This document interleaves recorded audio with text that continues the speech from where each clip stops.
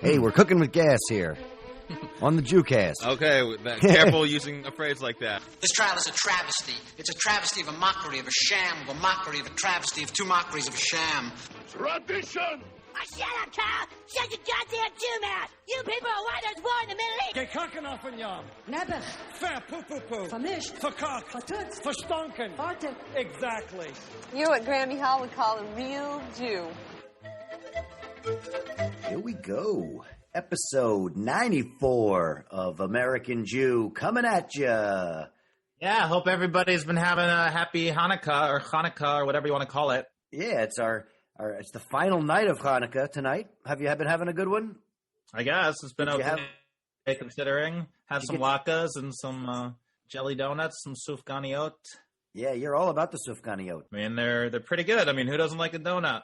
I swear, you talk about the donuts every year, and it makes me so jealous that I never really grew up having all those donuts. My mom was like, oh, yeah, I know about the donuts. I'm like, well, then how come we didn't have donuts? You got to get the donuts. I found a great little bakery on the Lower East Side. Apparently makes the best ones in the city. They were delicious. I went in a little latke crawl, got some latkes from a couple places. Latke crawl, huh? Yeah, man. I mean, why settle for just one latke when there's an assortment of latkes to be had throughout the city? It was not. Thanks for the invite. Well, you still were under. Yes, I was quarantined. I know. I'm giving it. Jonas Schimmel's Knish has a very good latke. I really love their latkes. Nice. Did you go to Veselka? Did you get a Veselka latke? Got great latkes there too. I didn't go to Cassis to get a latke this time. Their latkes are good, but it just didn't make it. There was a long line, and I wasn't in the mood. Wasn't in the mood to wait on the line. Three were enough for me for my latke crawl. Have you been lighting candles? Some of the nights. Yeah. I light candles like the first couple nights, but then like I'm running out of candles, so like I had to decide what I wanted to do. Like if I wanted to keep lighting every night or just like save my candles for the last night, so then I could have more. So you're gonna light them tonight for the final night? Tonight.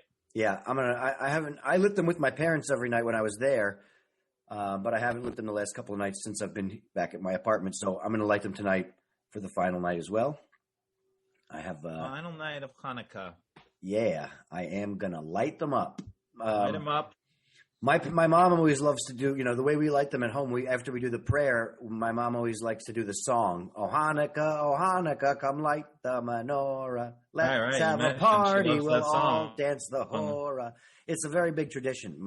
That's part of like our thing. Well, that's good. Well, I'm glad you did it, or you didn't do it. Oh, we always do it. I've done it every. Doing it this year. Well, that's good. I mean, last night we had a big snowstorm here in New York, so it was a snowy Hanukkah. Yeah, we got more snow last night than we did all of last winter in the city. Yeah, I know. I mean, that's crazy, right? It's not a good sign for this winter. Already inside with quarantine, things shut down, and it's going to be. It looks like a bad one. And yeah, last winter we had it easy. Yeah, I mean, so far this year, it's been like one long 9-month long snow day. It has been. At least we're used to being inside. Right? Good thing I have already been stocking up on soup. Time to get that soup going. Got it. It's good soup weather. And you would think that some antisemitism would not be happening in this cold weather. Like it's fun. Hey. It's like these guys. Doesn't matter how cold it is. People still hate the Jews. I mean, it's never too cold to hate the Jews. I tell you, these white supremacists are more consistent than the mail. They come out in all the weather. They are horrible. Some of them are doing it online. There are some anti-Semitic attacks that are just happening online. Yay, technology! Yeah, some anti-Semites are practicing the stay at very technologically savvy. Yes, some of them are practicing the stay-at-home orders, and they're just Billy, get over here and help me be anti-Semitic online. I can't figure this out. How do I send swastikas over Zoom? Well, so apparently there was like a Jewish day school that got their website got hacked with swastikas and Jewish slurs, and they, very bad day to learn about shapes. Yeah, so that's disturbing. There's been a bunch of anti-Semitic attacks over the last week or so. There was a guy in Kentucky who was run over outside of his temple. There was right. They had like a menorah lighting ceremony, and like some guy like came by and was like being a jackass. And then some Jewish guy like got in front of him. Was like, "What are you doing?" Stop! And then the guy like ran him over. Right? Yeah, something like that. And not a very happy Hanukkah to him. And another one in Cleveland. Also, there was one in Cleveland. It's so sad. so much anti-Semitism happening, in America and all over the world, and just to see it here and where we think in America we're so progressive and we've come such a long way, and we really haven't come that far when, hatred is still so prevalent in our society. And, for no reason. It's not like these Jews were asking for it. They weren't doing anything. They were participating in Hanukkah rituals. By the way, they were social distancing when they doing it. They weren't like pulling a chassid, as I like to call it now. Right. And which there was another one of those. There was a huge, 200-person wedding in Chicago in the Hasidic community that refused to give out the names of the people that were there, including the names of the groom and the bride, to engage in any sort of contact tracing. Yeah, I know. They're going to have to get a hold of their registry to figure it out. I've actually been asked to do a show for about a bunch of chassids this Saturday night. Oh, really? In New Jersey. I'm a little nervous, because they are super spreaders, but money's tight, goddammit. I need to get paid. Yeah, if more people would sign up for our Patreon, maybe I wouldn't have to put my life at risk, but whatever. You guys could really help keep us safe. Exactly. So but, we'll see. So everybody wish me luck. I might wear a mask when I perform. I haven't decided. I mean, there has been some good news. I don't know if you saw, I don't know if I sent you this, but the thing that there was a panel on anti-Semitism recently. It was a panel that was talking about, was hosted by an arm of an anti-Zionist group, Jewish Voices for Peace, and it included Representative Rashida Tlaib. Right. Didn't she make like an anti-Semitic remark or something? Well, no, she apparently was defending her relationship with Jews. She was telling people that she needs to tell people that they tell everybody, I don't hate you, I love you. That's good. If anyone comes through my doors or into any forum and try to push anti-Semitism, you will hear me being loud with my bullhorn to tell them to get the hell out, is what she said. Nice. Another person said that, dismantling anti-Semitism is actually about dismantling even accusations of anti-Semitism. One of the things that we've talked about the danger of watering down actual cries of anti-Semitism. If you do it all the time at everything. Right. You got to choose your battles when it comes to, crying anti-Semitism. A lot of people just want to jump on, it's anti-Semitic, you're anti-Semitic, you're being anti-Semitic. But oftentimes it really isn't anti-Semitic. And we really need to be more cautious with what we decide to say is anti-Semitic, because there's real horrible anti-Semitism going on, and it takes away and it dilutes that when that happens, when people are like, oh, every time you say anything bad, you're going to cry anti-Semitism, And that's why I think, it's interesting that I think a lot of the best representations of Jews in popular culture often are slipped under the radar, like in comic books. Well, we are big comic book fans. The world is almost obsessed with comic books. They're kind of like our the new gods almost, the new Greek mythology. They're, big hits at the box office, on television, on everything. Of course, comic books itself seems like a dying art form. But, Jews had such a pivotal role in comics, in, comics coming into the mainstream, comics being popular. And, there are some great comics that, you should check out if you are Jewish. Well, I mean, they always say that the number one correlation is with Superman. Superman is like the Jewish immigrant story. It's they talk about like his exodus from Krypton to Earth is very much like Moses leading the Jews out of Egypt.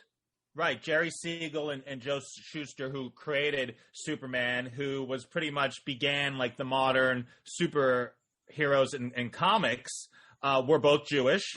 Almost all of the guys that created the comic book industry that we know of, the big guys, most of them were Jewish. Jack Kirby, they were also Jewish. One thing with Superman that I didn't really know was that Kal-El means voice of God in Hebrew. Yeah. It's interesting too, right? And I've always joked about how like all the superheroes are somewhat Jewish. Spider-Man, Batman, Superman. Right, they have Jewish sounding names.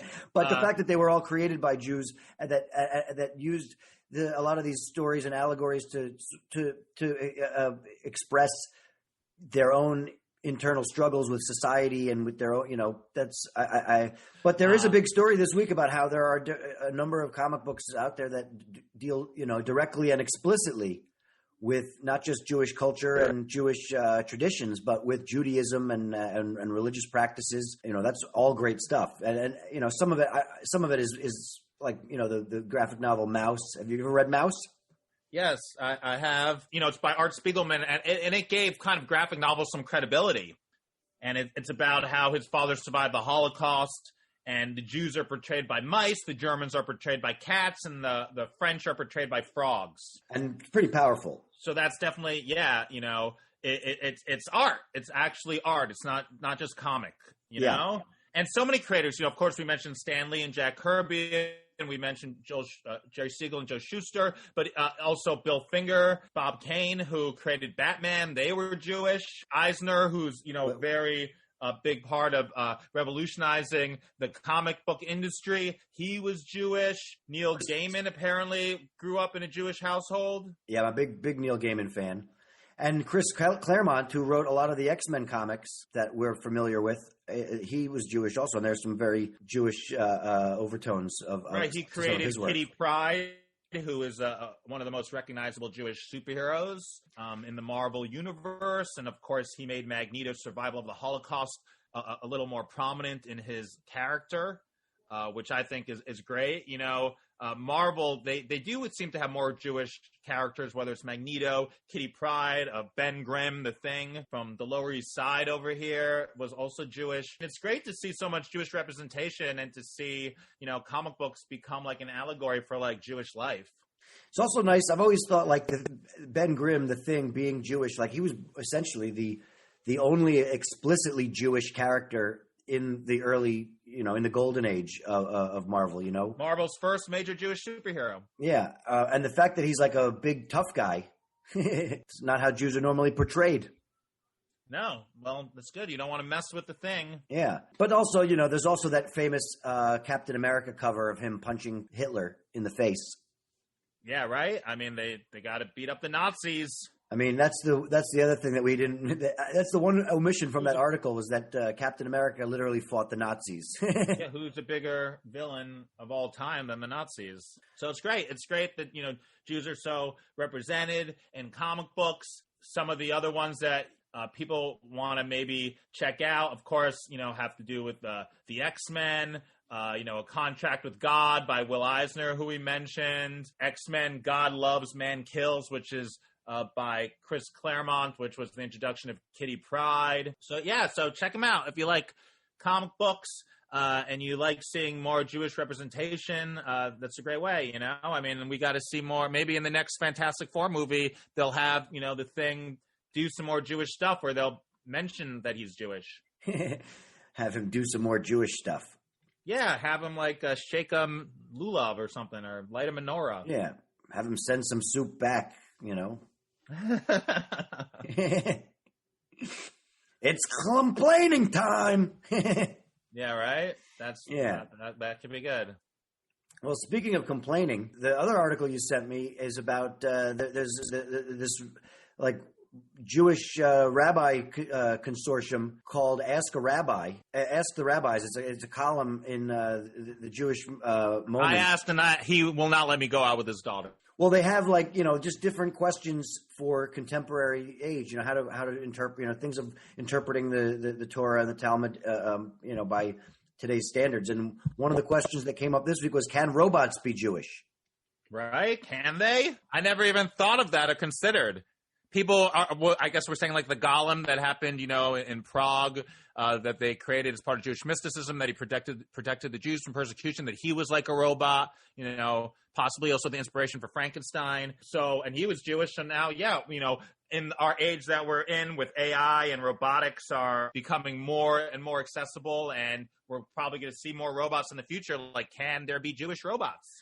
Well, I would say the answer is no, considering they have like 10 different rabbis that give 10 different answers. You're going to need a very sharp tool to circumcise a robot. Yeah, you really do. It would be, I feel like it would be pretty precision-based, laser guided of some sort. It comes with normally with 12 RAM, 12 gigs of RAM, but after the circumcision, it's only 10. I mean, what a weird question. Like, I never thought of this. Like, who's like, can robots be Jewish? It's like, who cares? Like, I mean, can your toaster be Jewish? It only has bagels. Well, I don't know. Can you put the entirety of Jewish knowledge into a robot so that you have like a robotic rabbi, like an actual, like, you know what I'm saying? Okay. Can you I'll make wow, I never thought of that. A robot rabbi robot. Yeah, instead of like deep thought or deep blue, whatever you call it, like deep kvetch. Oh, maybe one day they will have robotic rabbis giving sermons. Right. It's the J robot. I don't think so. It's the J robot. I feel like we got to step away from religion, not like bring our creations and make them religious, Yeah. Well, I gotta let the robot just be the robot. Like the robot's not gonna be like, I want to light the menorah. Like it doesn't care. But speaking of rabbis, I think this is just worth mentioning that a group of religious leaders got together to make a thing about LGBT people and how they want to accept them more and to put an end to conversion therapy and to ban it. And also they made a statement that, in religions, there has been a lot of like anti-gay talk and they asked for forgiveness about that. And I think that's really good that, it's trying to take steps forward because, obviously the times have changed from back when the people were coming up with the Bible or the Bible was written or whatever, your belief is when it comes to that. And it's crazy to use these religious sources, which are supposed to kind of be a source of enlightenment, to spread hate. So it's nice to see, amongst all the religious leaders from all the major religions, that there was some rabbis there as well. And I'll just reiterate what I said at the top of this, which is that I am comforted by the fact that there were, can robots be Jewish? The answer is, I would say no, in the sense that, there are some people that might put forward the idea that some of these responses from rabbis are rabbis can tend to be, have some of their beliefs set in stone and be somewhat robotic in their responses. But the fact that there are 10 different rabbis with 10 different responses to some of these types of questions is comforting to know that even as stoic as some of them may seem in their approach, it's not a robotic response.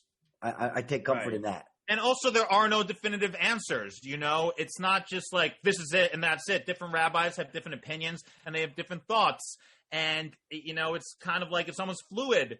And we gotta stop, like, kind of being like, no, it's so black and white. It really isn't. Yeah. None of the religions are. And we really, I think that we really need to get away from organized religion as a society, because all it really does is, like, cause more division, which we don't need. And I think that's part of the reason why it was created in the first place, to keep us fighting amongst ourselves. So, we can't really see what's going on, and for people to control us, like we need to realize that, like, religion is what you want it to be. Judaism could be what you want it to be. So you could say, oh, no, it's against the Torah to be gay. It's against the Torah to, be with a non-Jewish woman, and use these things as excuses for yourself to be, like, not the best person that you could be. Or we could say, hey, there are wonderful things in Judaism that, you could try to spread and to believe in, and to, like, get the hate away and just keep the love. Totally agree. 100%, which I think is a great segue for our guest today as well. Oh my gosh, so happy to have our guest on the show today, a veteran comic.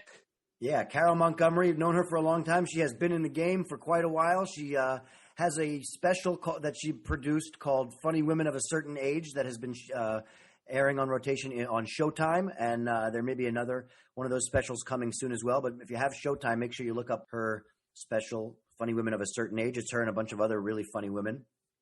And yes, definitely check it out. Carole's amazing, and I'm so happy that we got her on the show today. Yeah, let's get her in here. She's like my Jewish comedy mother. All righty, so let's do this. Yeah. Welcome to the show, one of our favorite comedians, Carole Montgomery, everybody. My Jewish comedy mother for sure. Oh, yes, that's true. I always forget, because you're a real Jew. Yes. Like both of your parents are Jewish. Like, I'm a Jewish mother to my son, but his father is not Jewish. So he's kind of not really a Jew, but he is But he is really a Jew. Yeah, he really is a Jew because if Hitler's coming again, he's going to. I love that. Even when people's dads are only Jewish, so like people want to say, you're not really a Jew according to Jewish religion, but like when the shit goes down, they're going to be considered a Jew. They're going to be considered a Jew. Yeah. And of course, he looks exactly. He's so. I have to tell, because this is a Jew show. This you'll appreciate this. So if you look at pictures, like if you go on my Facebook and look at photos of my son as a child when we lived in Vegas, I swear to you, blonde hair. He still had brown eyes. Just looked like the most goyish child in the world. So when we came back from Vegas after living there, he was 14. We were driving across the country, and I swear to God, when we went over the GW Bridge, his hair got brown and curly, and his nose got bigger. I swear to fucking God. Oh, wow. It's like coming into New York. It's like he owned his Jewdom. It was very funny. Because if you look at him now, you can go, oh yeah, that's a Jewish kid. But when he could have passed. Like if there was a problem, I would have been go with those people. They're blonde. Go with them. You know what? I think that happens to a lot of people. They become Jewish as soon as they have to pay the toll. They start breathing that Jewish air, and all of a sudden they start transforming. And no, you come over that bridge. It's like, how much was that? $14. It's up to $14 now. Holy shit! I'm not even Jewish, but that's a lot. That's a lot. And it is actually, it's more than, I think for the Verrazano, it's something like $17. Yeah. So I would rather be, this is how Jewy I am. I would rather, like if I was going to go visit my sister and I was coming from Brooklyn, I would go into Manhattan so I could go over. There's like, if you go to Jersey from Manhattan, you don't pay a toll. So you do that and then you come back the other way. You don't have to pay a toll on the bridge. That's my Jew advice for the day. All right, that's some good advice, Carole. Thank you. You're welcome. Yeah, everybody so gives the different were you kind brought of up Jewish, Carole? No. I can't really say I was. I do remember going to. What's the Jewish version of like Bible study? Hebrew school? Hebrew school. I went to like the earliest, I think it was like we were all under 5, because there was a temple right by where we could walk to the temple. And I remember we never went to temple, but I do remember going there as a young child for something, and then that just went. That never really ended up doing it. No, it did not continue. So I guess in the way when I consider myself Jewish not by faith, by ethnicity. Does that make sense? Yeah. Like you can tell, I'm a Jew. But I don't practice Judaism. I don't believe in God. But, like we just said, when they come to get us, they'll be like, where's the redhead? We know she's a Jew. Get Carole in there first. So did your family, you didn't celebrate any holidays growing up? No, we never celebrated Jewish holidays. I venture every so often we'd go to my grandmother's house and we'd have we'd have like Passover dinner. But that was like it was more just a reason to go have dinner. Do you know what I mean? And my mother's mom did more of that. My father's mom was. I take after my father's mom. She didn't give a shit about anything or anybody. she went when she went into the hospital before she died. The doctor says to her, you have to stop smoking and you have to stop drinking or you're going to die. So she checked out of the hospital. She bought a quart of like fucking whiskey and a carton of cigarettes and she died like 2 days later. Because that's the type of woman that was my father's mother. So she was not very Jewish at all. My grandma Sally, very, very Jewish. She kept kosher and she could not, I know you'll love this. She kept kosher and I wouldn't drink soda. I never liked soda as a kid, right? Yeah. So I would drink milk. I loved milk. And whenever I'd go to her house, she'd serve me this big thing of like chicken, whatever. I go, can I have a glass of milk? And you would have thought I had stabbed her in the heart. Because she was like, you can't have milk with chicken. I said, well, what am I supposed to? She goes, can I have some soda? I said, I don't want any soda. I want milk. So she did the whole keeping kosher. Okay, she was keeping it. Yeah. No milk and meat. Yeah. So, but you knew like Judaism was part of your identity. Absolutely. I mean, absolutely. Like I said, I am ethnically a Jew. Yeah. Do you ever feel like an outsider because of it or experience any anti-Semitism? Not really. I mean, it's interesting because, I mean, of course, I chose a field where all of our people are. Right. Because comedians, it was interesting because we lived in Vegas for 10 years because I was working out there. And I didn't experience anti-Semitism, but you'll love this one. So in my son, Vegas is mostly Mormon, right, born again Christians, and about 6 Jews. So we were like most of the Jews out there, right? So my kid had gone to, I'm trying to remember. I think he must have been in 2nd grade. So he was going to a school. It was a magnet school. It was a really great school for like performing arts kids and everything. So he had become friendly. I forget the kid's name. Let's call him Timmy, shall we?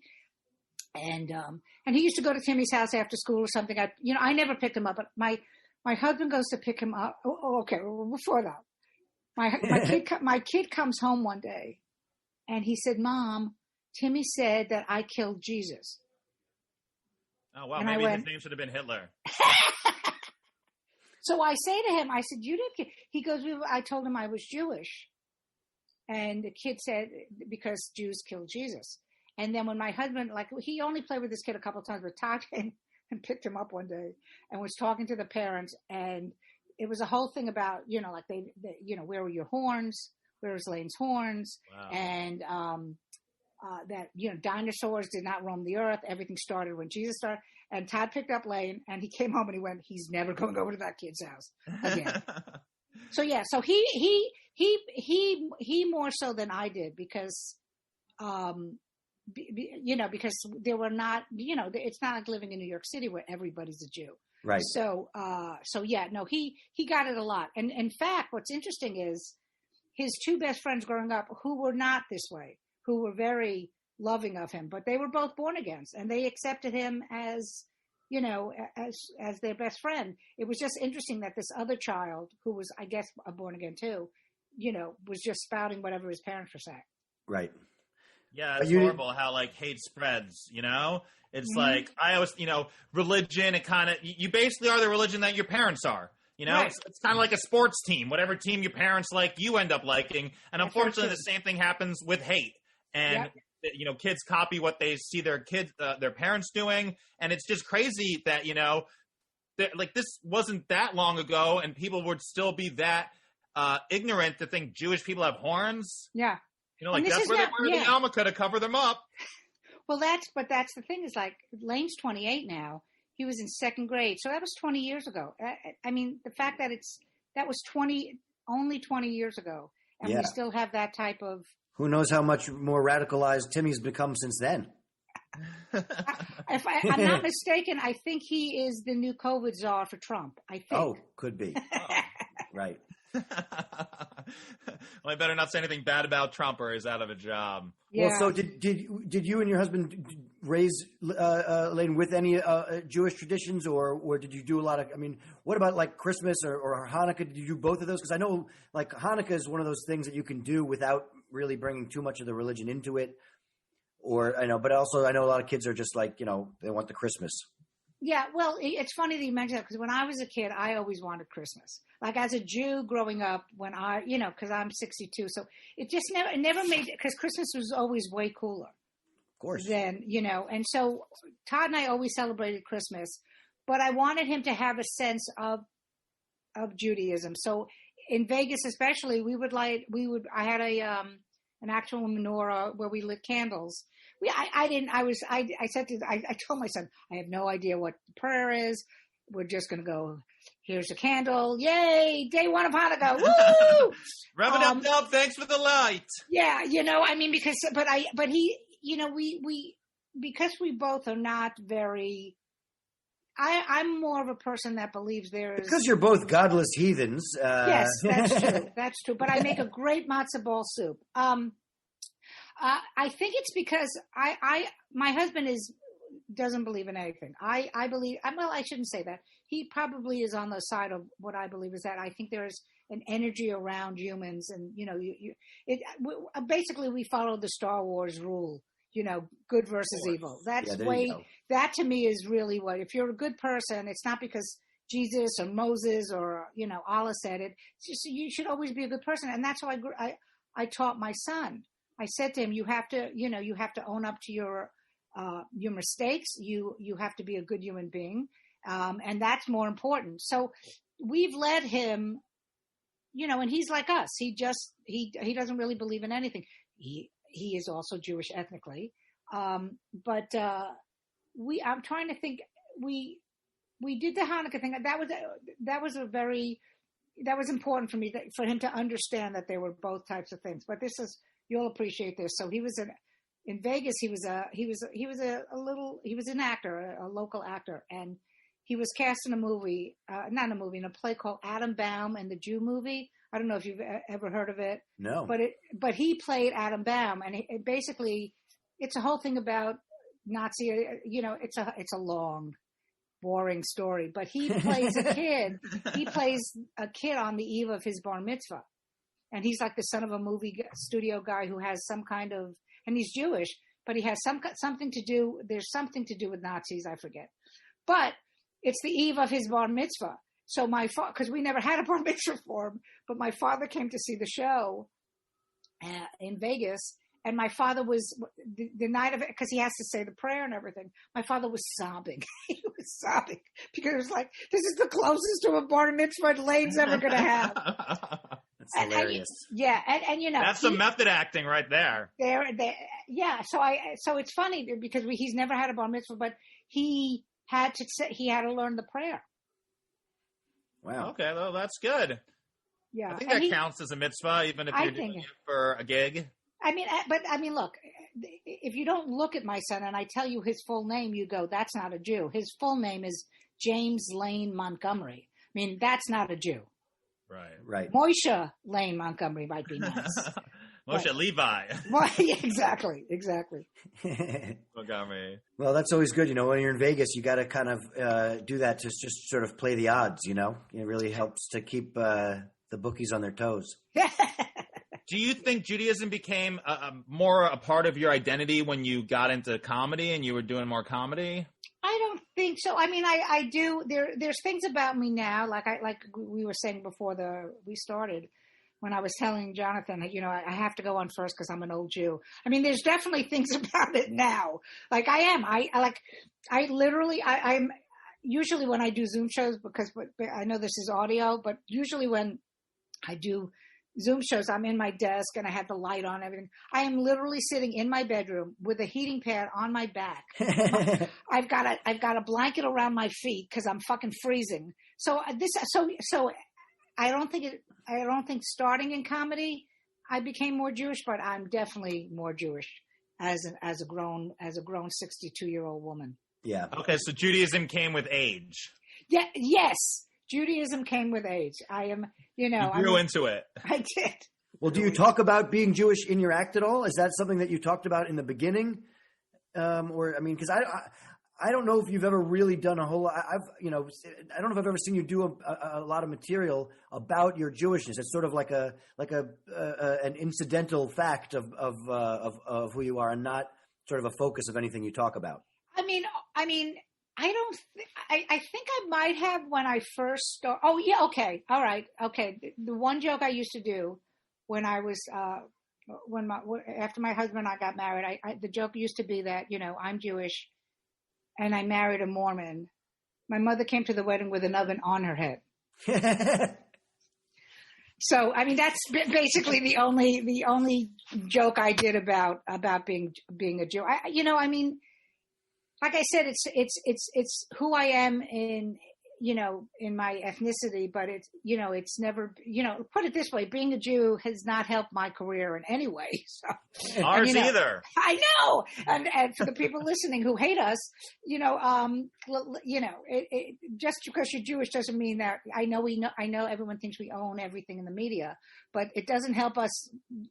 It doesn't help all of us. There's like 6 really very, very wealthy Jews that own everything, but it's not us. Right. No, it doesn't matter. I still give my membership dues to the cabal every week, and they haven't made me become a huge celebrity. So my maiden name is Friedman. So okay. I remember being at the Improv. One of the first times I ever did it, I was at the Improv, and the Improv is owned by Bud Friedman. And I thought I remember thinking to myself, this is it. I'm a shoo-in. I've got the same last name. Didn't matter. Didn't care. didn't pass. You know what I mean? It was just like, Right. he did not care about that at all. He's like, "Are you funny, Carol?" I was like, "Okay, this is not going to work." All right, yeah, you were hoping to whip out not only the same last name, but like the Jew card. Yeah. So you went. You want to have me around? You need 10 of us if there's going to be a minion or something. You went across town to catch, or Well, at the Improv, this was in L.A., so I think I ended up at the Laugh Factory. That was my first home club. And Jamie Masada, who was an Israeli, right? He took me right in. I think he's still Israeli. Yes, he is. Yes. He wasn't just as Israeli back then. Now he's just straight American. He's assimilated. Yes. Into Los Angeles. Yes. Well, I always just think that, there's always a tendency for people to talk a lot about their ethnicity in the beginning of their careers. And certainly regardless of what your backgrounds are, I think, we all, being Jewish is one of those things that you can pass for other things until you start talking. Sometimes you don't need to say it, Right.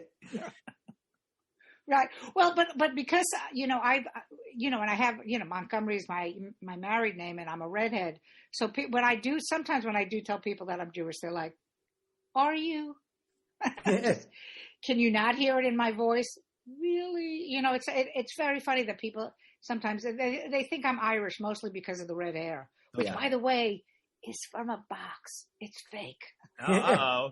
That's part of her assimilation. She's like, people won't realize it. I go with the red hair. There's plenty of red-haired Jews. Your husband? I got some red-haired Jews in my family. Your husband knows now, right? What, that I'm a Jew? No, I haven't told him. No, that the red hair is fake. He, to quote my husband, he has slept with a blonde, a brunette, and a redhead, and they're all me. Oh, okay, nice. That's a good one. That is good. Yes. So you like Judaism, other than like it's part of like who you are as an identity religiously, do you have like a view on it one way or another, or it's just like it was never for you, you were never like really that involved in it? And well, because I don't believe in like when the fact that people go to a church or a temple or a mosque to pray. I believe that if you have a relationship with a God, then you have the relationship regardless of having to go to any of, like, I don't understand the whole, let's all get together and go pray. Like, I think I think your religious views or your spiritual views are personal. So I've never understood the whole, well, we have to let everybody know what we're doing. I got to show off your outfit if you're not there praying in front of everybody. Exactly. So, yeah, I mean, yeah. And also, and it's not just Judaism, it's every religion. They're very sexist religions. Yeah. I mean, women are considered not to be as powerful as a man is. And so right away, you're going to lose me. Do you know what I mean? You're just going to lose me in the fact that of like, excuse me, what? I have to sit over there with the other women? Go fuck yourself. You know what I mean? Like one time, talking about being a woman, but they must have known I was a Jew. But anyway, when the first tour we ever did, when we went overseas for the troops, we were flying into Kuwait.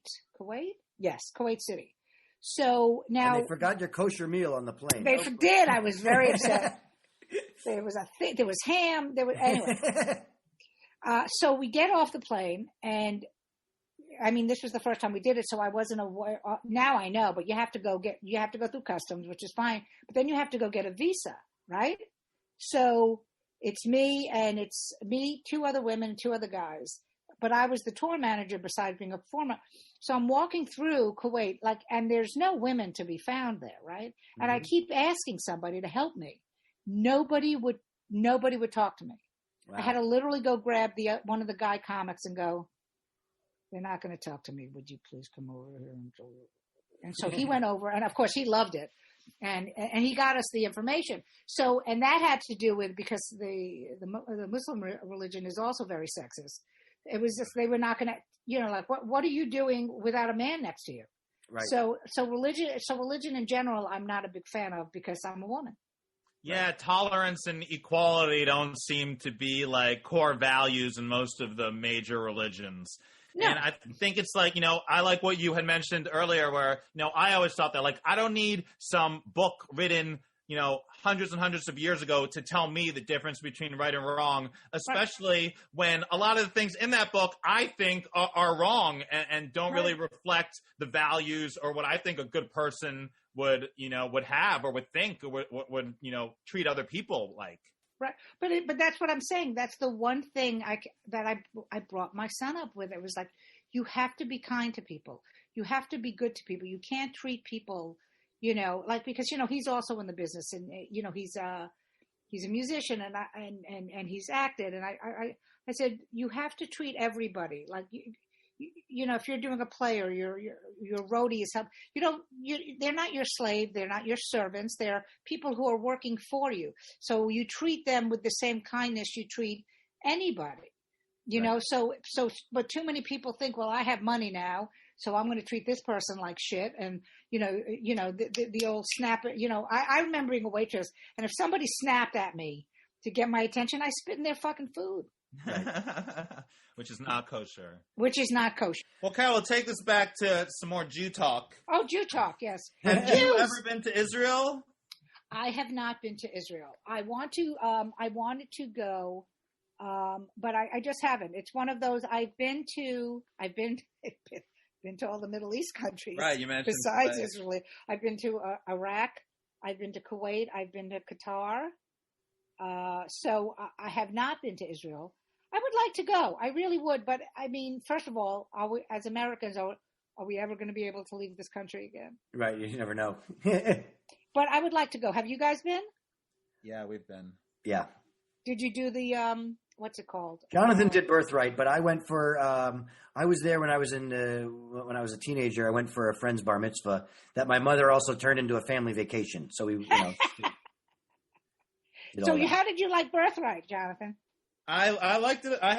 It was great. I mean, I had a great time when I went on it. It was Israel's beautiful. I went on the March to the Living one.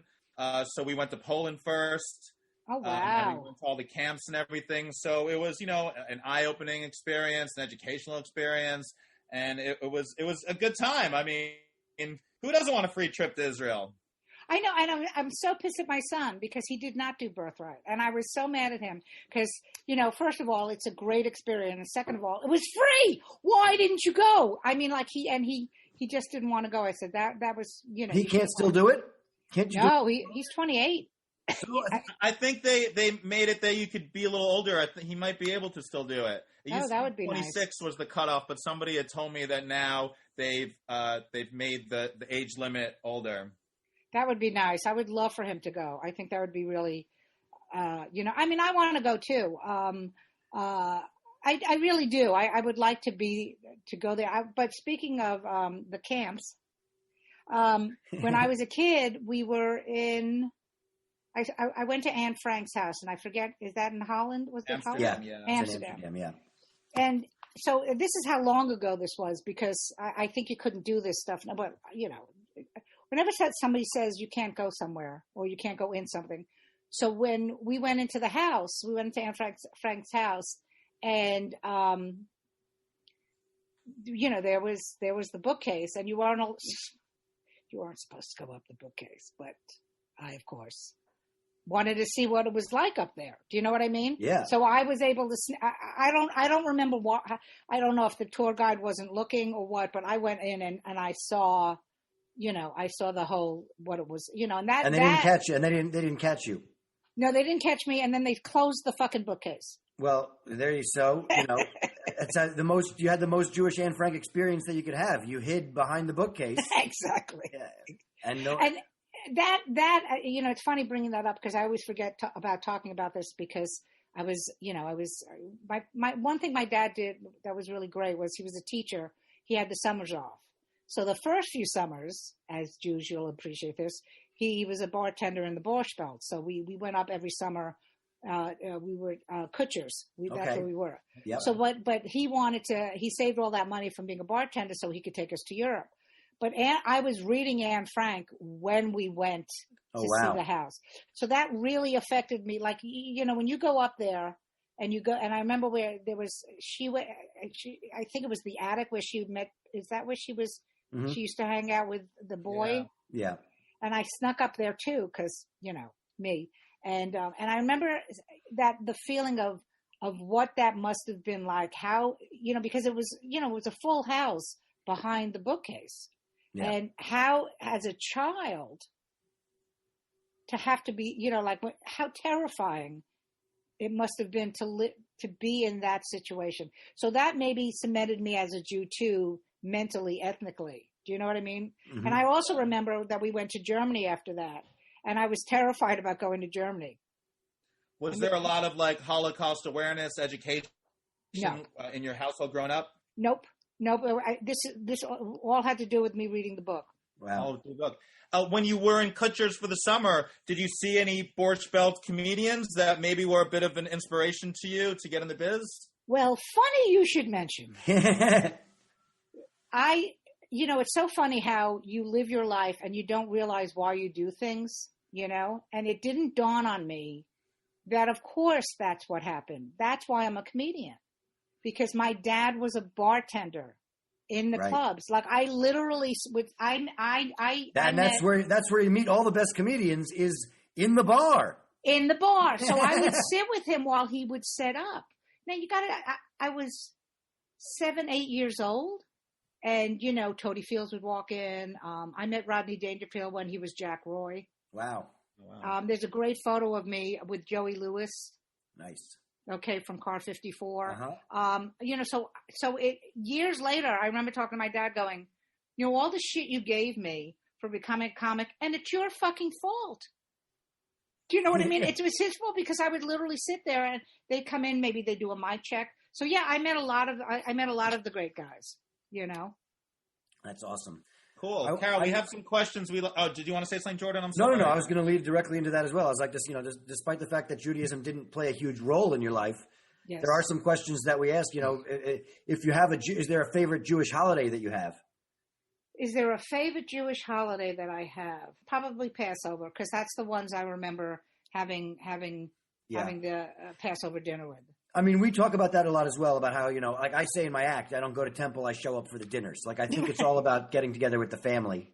Yeah. Sure. That's really what and my about. Grandmother, I never ate gefilte fish, and because it's disgusting. But she made homemade gefilte fish, and she made a great chicken soup. That's all I remember. You never used to do the ceremony? Oh yeah, we did the thing where we'd pass around, the little stupid stuff. Right. Really, I'm such a bad Jew. The bitters and the bitter herbs and all that stuff. And why is this? Yeah, we did all that. But I only think we did it once. I don't remember. Right. It's a long time ago. I'm old. Remember, I'm old. Yeah. Well, we know you don't like gefilte fish, but do you have a favorite Jewish food? Besides chicken soup, I would probably say flanken. Flanken? Yeah, that's like short ribs. Okay. Right? Isn't it short ribs? You never heard flanken? No, I was like, what the flank is that?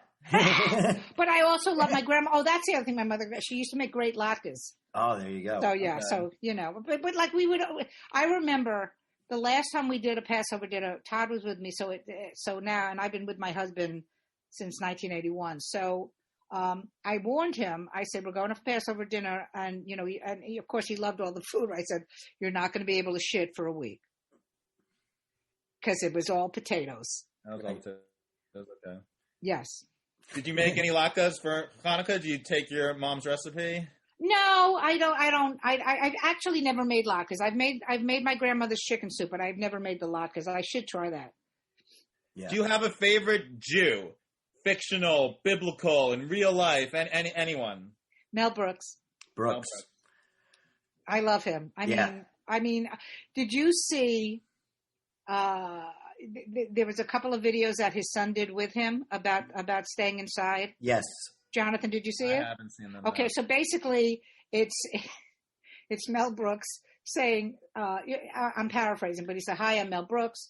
Make sure, wear a mask, stay inside. I love my son and my grandchildren, but, I can't see them." And the son and the grandchild are behind, they're outside waving, they're waving at Mel, behind, like it's a big window and they're waving and they leave. He reminds me of my dad probably, because that's what my dad looked like.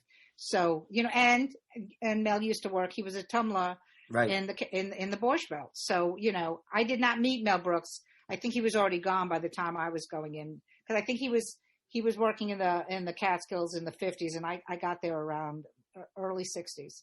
Right. But yes, Carole, what would you like to plug? What would I like to plug? Wear a mask so we can all get back to work, please. Okay? Yeah. All right? Just, if we had, I look at New Zealand and I say, first of all, I would love to live in New Zealand because I love their leader. But, if we had just all taken this a little bit more seriously, none of us would be in this problem, this situation. We could have, if we had, stayed home, wore a mask, didn't do anything for 2 months, we wouldn't be in this situation. So please wear a mask so we can all get back to work. Jews need to work. I know, we're not lazy. We like to work. Right. And as far as plugging. That was a very Jewish mother thing of you, by the way, to plug. Of course. And as far as TV, obviously, Showtime is streaming both of the specials. It's Funny Women of a Certain Age. It stars Fran Drescher, and then More Funny Women of a Certain Age stars Caroline Ray. They're both on Showtime. If you like the shows, write to Showtime. Tell them you want to see more. And you have comics on there as well. You have Lynn Koplitz and... I'll do that. Yeah, it was Lynn Koplitz, Lunel, Vanessa Hollingshead, Carrie Louise, and myself were on the first special. The second special was Julia Scotti, Thea Vidal, Tammy Pescatelli, Caroline Ray, and Carol Leifer. All amazing women, all... So many Carols. So many Carols. But they, one of the things I loved about this, and both sets were such a pleasure to work with each group of girls, because I have a no bullshit set. I'm not like Tom Cruise screaming at my crew going, you have to follow the COVID regulations. The thing that's so great about working with women comics is I don't know if it's, because I know that with male comics, there's a lot of whose dick is bigger type of stuff. You guys are competitive, and we're competitive too. But the great thing on both of the specials, everyone was watching everyone else's show. Like as soon as they did their spot, they went out and watched it.